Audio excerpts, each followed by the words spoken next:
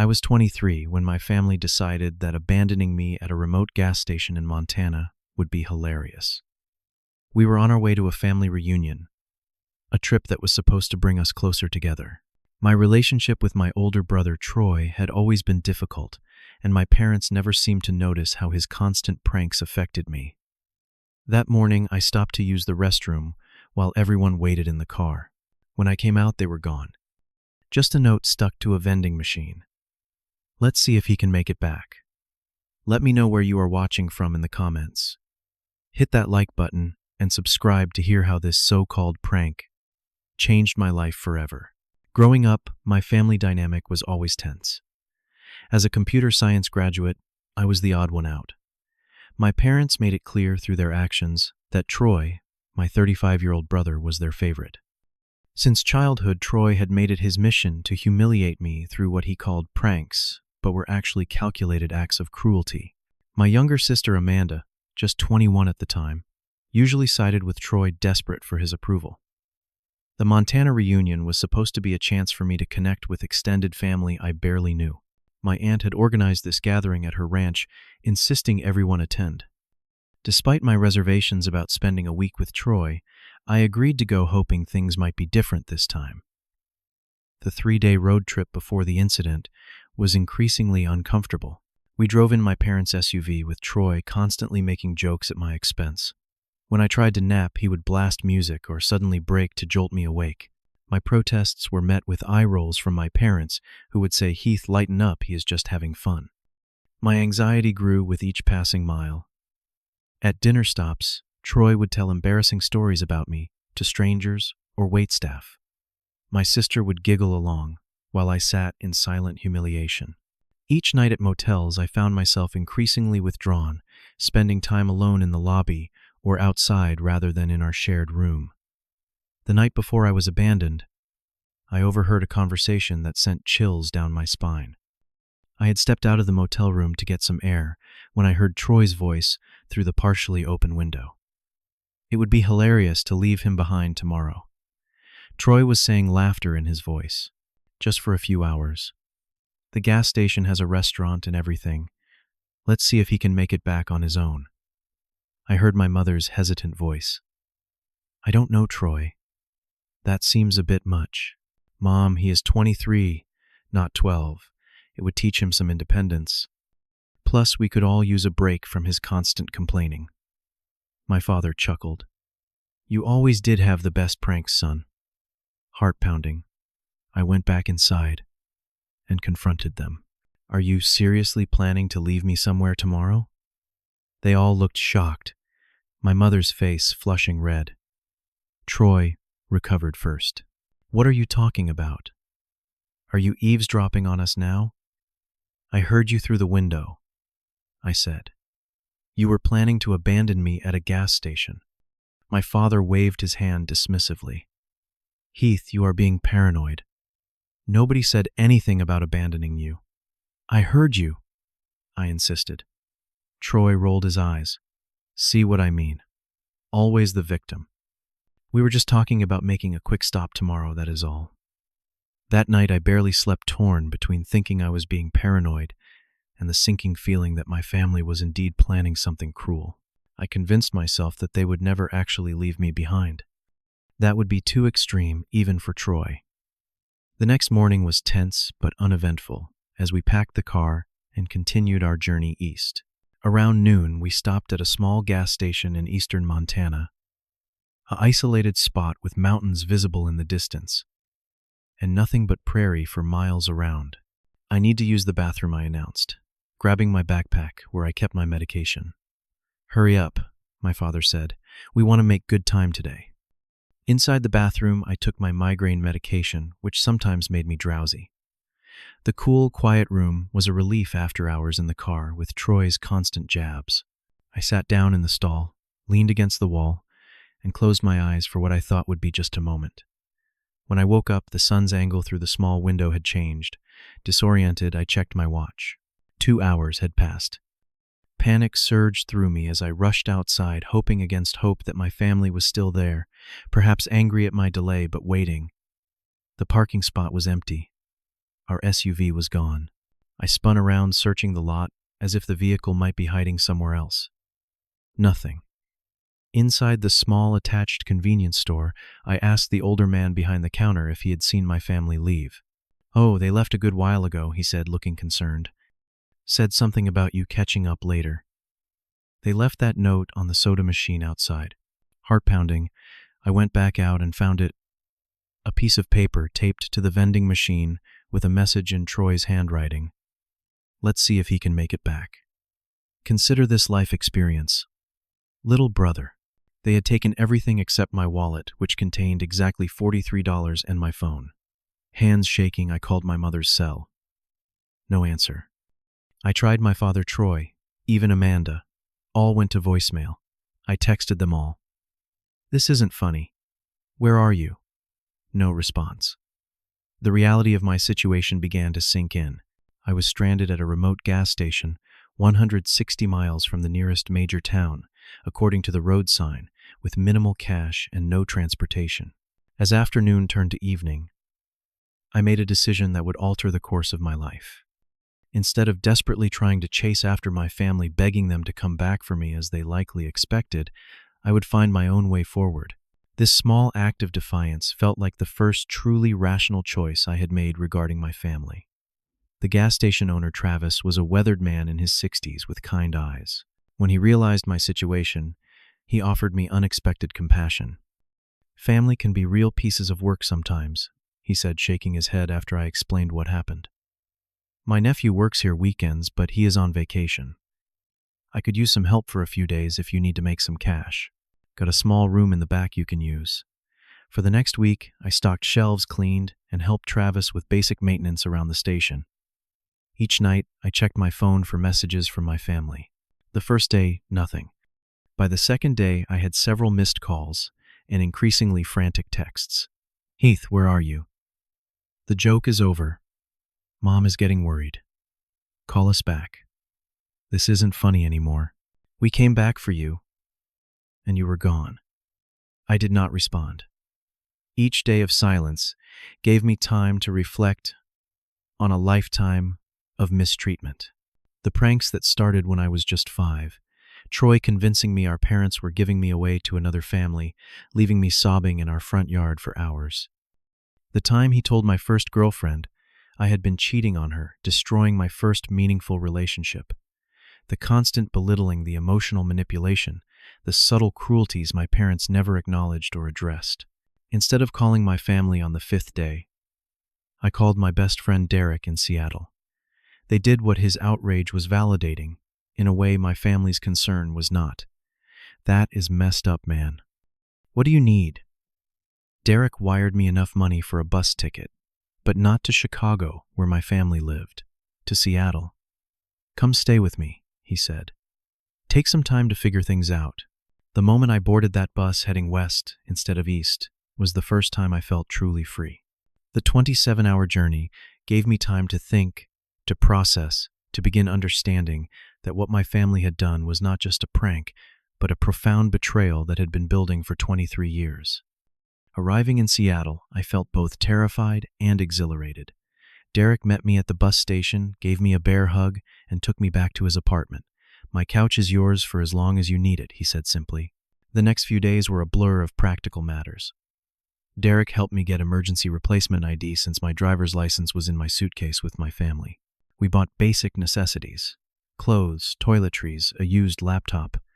My phone continued to ring with calls from my family, which I continued to ignore. Through Derek's connections at the tech company where he worked, I landed an entry-level IT support position. The pay was modest, but it was enough to start building a new life. I found a tiny studio apartment I could just afford and slowly began furnishing it with second-hand items.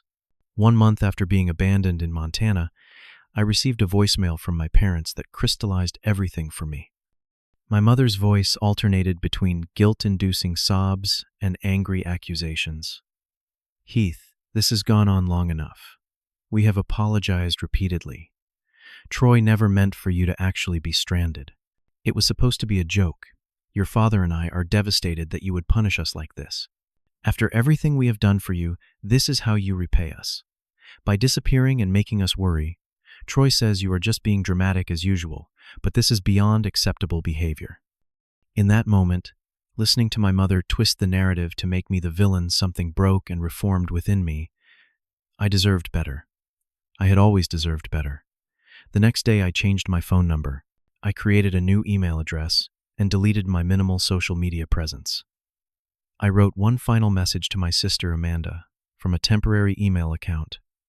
I am safe and building a new life. Please don't try to find me. This is not a game or a punishment. This is me choosing myself for the first time. Then, I disappeared completely from my family's radar. Over the next 5 years, I poured myself into my career. I advanced from IT support to junior developer, then to software engineer.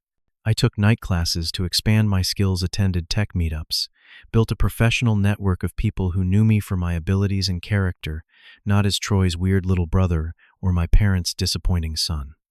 When an opportunity arose at a growing tech company in Portland, I took it, putting even more physical distance between myself and my past. The increased salary allowed me to rent a comfortable apartment in a vibrant neighborhood to build a life with breathing room, both literally and figuratively. At a tech conference in Vancouver, I met Melissa, a UX designer with a quick wit and quiet confidence that immediately drew me to her. Our relationship developed naturally without the power dynamics I had grown up with. She listened when I finally shared the full story of my family, held space for my anger and grief, and never once suggested I should get over it or reconnect for the sake of family harmony. Family is who treats you like you matter, she said simply. Sounds like you have been building your real family since you got on that bus. She was right. Between Derek, who remained my closest friend, colleagues who had become friends, and Melissa, I had created a chosen family that respected boundaries, celebrated successes, and offered support without manipulation or conditions. Still, there were moments, birthdays, holidays, major life milestones, when the absence of my blood relatives would hit me unexpectedly. Sometimes, I would find myself hovering over my phone, wondering if I should reach out, if enough time had passed for things to be different. Each time, I would remember my mother's voicemail, Troy's lifetime of cruelty, masked as humor, my father's enabling silence, and I would put the phone away. Occasionally, I would search my family's names online, catching glimpses of their lives through public social media posts or news mentions. Troy had taken over my father's insurance business. My parents had celebrated their 40th wedding anniversary with a party covered in the local paper. Amanda had graduated college and started working at a marketing firm. They appeared to be continuing their lives as if I had never existed, which somehow both hurt and validated my decision to stay away. 15 years passed. At 38, I had built a life beyond anything I could have imagined. That day, at the Montana gas station, I was now a technology executive at a successful company, married to Melissa, with a 4-year-old daughter we named Lily. We owned a comfortable home in Portland's suburbs, with a yard where Lily could play, and a home office where I occasionally worked remotely. Weekends were filled with family hikes, farmers market visits, and dinners with friends. The life I had created felt solid, secure, and genuinely happy. Then came the email that shattered 15 years of careful separation. It arrived on an ordinary Tuesday morning as I was reviewing quarterly reports. The subject line, "Heath, it's Amanda," caused my coffee cup to freeze midway to my mouth. The email address was unfamiliar, but the timing of the message, sent on my birthday, was no coincidence. Heath, I have spent years respecting your wish for no contact, but circumstances have forced my hand. Dad is dying. Pancreatic cancer, stage 4. Mom is devastated, and even Troy has finally admitted how wrong he was about what happened. I have kept a log of every attempt we made to reach you. 107 calls in total over the years. Dad is asking for you. I understand if you refuse, but I had to try. Here is my number if you want to talk. I stared at the screen, unable to process the flood of emotions, anger, guilt, fear, and something unexpected, vindication. After 15 years, Troy had finally admitted he was wrong. The wording suggested years of him maintaining that abandoning his brother in another state was somehow justifiable. That evening, I showed the email to Melissa. We sat on our back deck, watching Lily play with sidewalk chalk on the patio. "What are you thinking?" Melissa asked gently. "I don't know," I admitted. Part of me wants to ignore it completely. Another part feels like I should acknowledge it somehow. And there is this small voice wondering if I would regret not seeing my father before he dies. Melissa took my hand. "Whatever you decide, I am with you. But remember, you do not owe them closure or forgiveness. Your only obligation is to yourself and your own healing." The next day, I discussed the email with Dr. Larson, the therapist I had been seeing on and off for years. She helped me explore the potential risks and benefits of reconnecting. "Reopening this door could bring up significant trauma," she cautioned.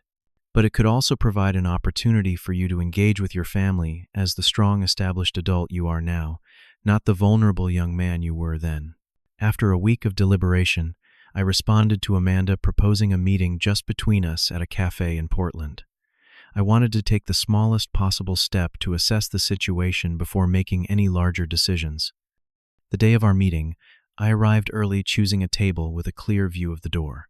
When Amanda walked in, the shock of seeing her as a 36-year-old woman rather than the 21-year-old girl in my memories nearly took my breath away. She had our mother's eyes, but a wariness in them I did not remember. "Heath," she said, her voice breaking slightly. "Thank you for meeting me." Over the next hour, Amanda shared their side of the story. After leaving me at the gas station, they had driven about 50 miles before Troy finally admitted what they had done. My parents had been angry, but assumed I would call demanding to be picked up. When I did not, they turned around expecting to find me waiting furiously at the station. "But you were gone," Amanda said. "Travis told them you had worked for a few days and then left. Would not tell them where. They panicked, filed a missing persons report, but since you were an adult who had your phone and wallet and had been seen leaving voluntarily, the police did not do much. The first weeks they expected me to come home once. I had taught them a lesson. As months passed, worry replaced anger. They hired a private investigator who tracked me to Seattle but lost the trail when I moved to Portland and changed my name slightly, using my middle name as my last name professionally. Troy kept insisting you were just being dramatic," Amanda continued. "But after a year, even he started to realize the magnitude of what had happened. Mom fell into a depression. Dad threw himself into work. I left for college and tried to distance myself from all of it. Amanda had eventually gone to therapy herself, recognizing the toxic patterns in our family. She had maintained limited contact with our parents and Troy, building her own life in Minneapolis. I am not asking you to forgive them," she said carefully, "but Dad really is dying. The doctors give him 3 months at most. If there is any part of you that wants closure, this is the time." I sat silently processing everything. Part of me felt validated hearing that my absence had affected them so deeply. Another part remained deeply suspicious about whether they had really changed or simply wanted to alleviate their guilt before my father died. If I were to consider seeing them, I said finally, it would be on my terms. Neutral location, my wife present, limited time.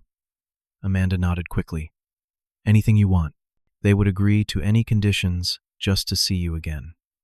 I left our meeting with no promises, made but a weight of decision on my shoulders. After discussing it extensively with Melissa and another session with Dr. Larson, I agreed to a meeting in a hotel conference room in Portland. My parents and Troy would come to me. I would not go to them. Melissa would be by my side, and I would leave the moment. I felt uncomfortable. The meeting was set for a Saturday afternoon. Melissa and I arrived early, arranging the chairs so we would sit together facing the door. When they entered, my mother first, then my father leaning on a cane, followed by Troy, the years seemed to collapse and expand simultaneously.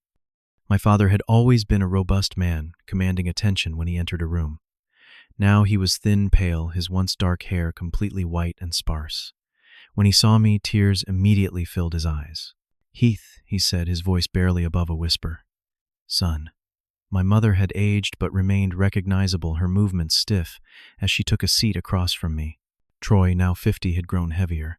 His once sharp features softened, his expression uncharacteristically subdued. For several minutes, no one seemed to know how to begin. Finally, my father spoke. "I never thought I would see you again," he said. "I need you to know how sorry I am, not just for that day, but for every day. I failed to protect you from harm, even when that harm came from within our own family.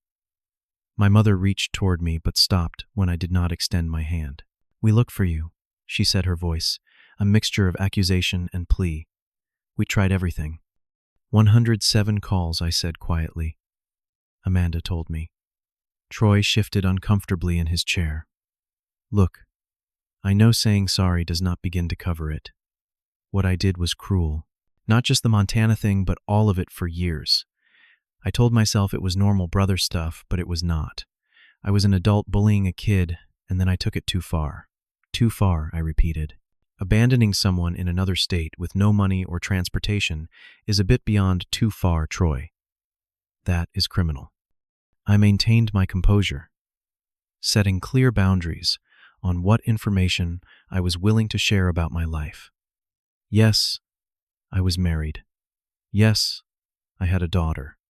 No, they could not meet her today. Yes, I had built a successful career. No, I did not want to discuss the specifics. As the conversation progressed, I found myself watching my parents' reactions closely. My mother alternated between joy at seeing me and a defensive posture whenever the abandonment was mentioned directly. She still struggled to fully acknowledge their role, occasionally making comments like, "We did not know Troy was serious about leaving you," or "We came back as soon as we realized." My father, perhaps facing his mortality, seemed more genuinely repentant. "I failed you," he said simply. "I favored Troy. I dismissed your feelings. I let him treat you terribly because it was easier than standing up to him. And then I participated in something unforgivable. I do not expect forgiveness, Heath. I just wanted to tell you that I know what I did, and I have regretted it every day for 15 years. When it came to Troy, I found myself unexpectedly direct 15 years of unspoken words, finally finding voice. You made my childhood a living nightmare, I told him, my voice steady. Every achievement was undermined, every vulnerability exploited. When I think about becoming stranded in Montana, I am not surprised it happened. I am only surprised it took me 23 years to realize I deserved better than to be your punching bag. Troy looked genuinely shocked. I never thought of it that way. In my mind, we were just brothers giving each other a hard time. That is because you were never on the receiving end, I said. And when I disappeared, you still made it about you, about me being dramatic, rather than acknowledging you had crossed an unforgivable line. My parents, hearing me confront Troy so directly, finally seemed to recognize the depth of what had happened. My mother began to cry silently. My father reached over and took her hand, his own eyes wet. We should have protected you, he said. Instead, we were complicit in your pain. I had imagined this moment for 15 years, confronting my family, making them understand the damage they had caused. But now that it was happening, I found no joy in their pain, no desire for revenge. Instead, I felt a quiet strength in speaking my truth and holding my boundaries. I did not come here today to hurt you or to watch you suffer, I said finally. I came to close a chapter that has been open too long. I have built a life I love, with people who treat me with respect and kindness. I do not need anything from any of you anymore. I laid out my terms for any potential future contact. Respect from my boundaries.